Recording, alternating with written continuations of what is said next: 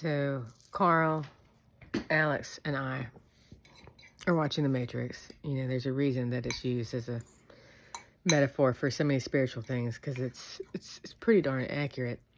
And they're just talking about, Morpheus was just telling Neo about how most of these people are not ready to be unplugged and they will fight to protect the system. So, in the meantime, like, they're the enemies and stuff. And so, anyways, when I first had my spiritual awakening, I was not ready to be unplugged. That's basically a really good way of putting it. I mean, when God and Spirit first started talking to me, I was like, nope, I don't. Not only do I not believe this, but I don't like this. I don't like this idea of leaving, of the ending of things or of one way. I don't like this idea of change and stuff. It's taken quite a few years to get me to the point where I was like, okay, you know what? Separate me. I'm ready. I mean, literally, the first psychedelic experience I had, God was telling me that Earth didn't have enough bandwidth for all my thoughts and that I needed to be separated, which I thought was hilarious. Anyways, I was asking the guys, are you ready, Carl? Are you ready to be separated? Are you ready to be unplugged from the Matrix? Do you think you... cheese?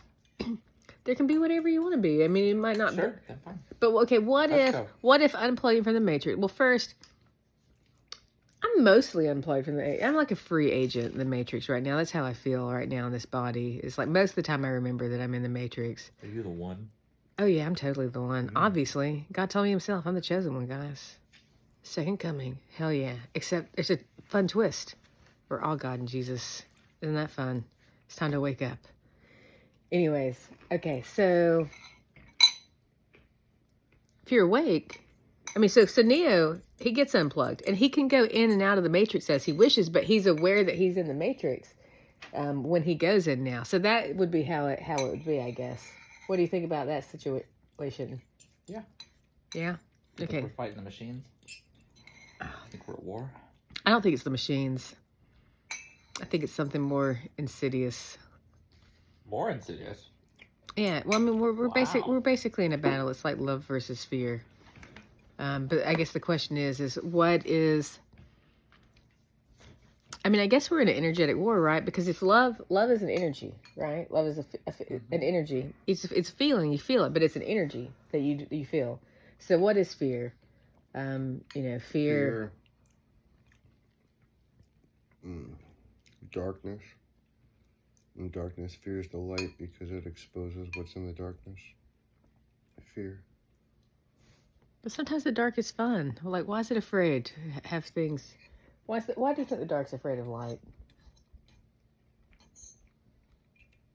I don't know that it is, personally. Yeah, I mean, I don't know that it is, but we have those kind of visual associations with this, and I feel like my camera was dirty. Hold on. Okay, I think that's better. Sorry, guys. Well,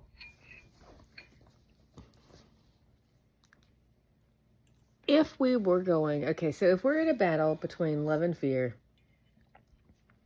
their energies, okay, how do we see love expressed on the planet right now?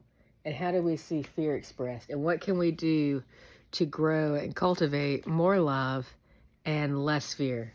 Any thoughts? Nurturing, feeding of the children. Yes, and that's love. Hate is the opposite. Not just children though, like everyone. Like we're all children. We're all freaking children, man. People of all ages. This is one of my big pet peeves is when people turn a magic age and suddenly people stop giving a shit about them and stop wanting to help them and stuff. Like we all have a different path. We're all children of God. Some are more childish than others. Yeah, that's true. Thoughts, Carl? Oh, come on. This is the bane of my existence. I want to have these deep philosophical conversations. I don't want to talk about God. Okay, well, then focus back on the Matrix. Focus back on the Matrix. And fear and love. Well, I guess I'm just trying to think, where did fear come from? Do you think fear... It seems like it's inherent. Because sometimes they talk about... Okay, I have to be sure. Sometimes they talk about God and the absence of God. So I don't think fear is the absence of love. I mean, it could be the absence of not enough love to overcome that fear. You think maybe that's it? Maybe it's a love deficiency? Maybe if we just gave everybody more love, they'd stop being so afraid. I'm telling you, like finding more and more reasons every day to promote polyamory. Free love, guys. Free love. That's what we need to do. Free it. Why should we suppress any expression of love, of actual love? I think that's one of the big problems. We force so many people to repress or block themselves off from receiving or giving love because of societal constructs that we've come up with relatively recently, if we're being honest, the grand scheme of things. And when we do this, all of a sudden there's not enough love to go around. Love is not a scarce resource. Loving multiple people does not mean you have less love for one person. Just as much love, if not more love, is how I feel. I feel that love is, it expands. It's exponentially expanding and growing and multiplying. And the more you give, the more you have. And it just builds up. Anyways, it's my thoughts from my experience so far. So anyways, all right, back to the Matrix.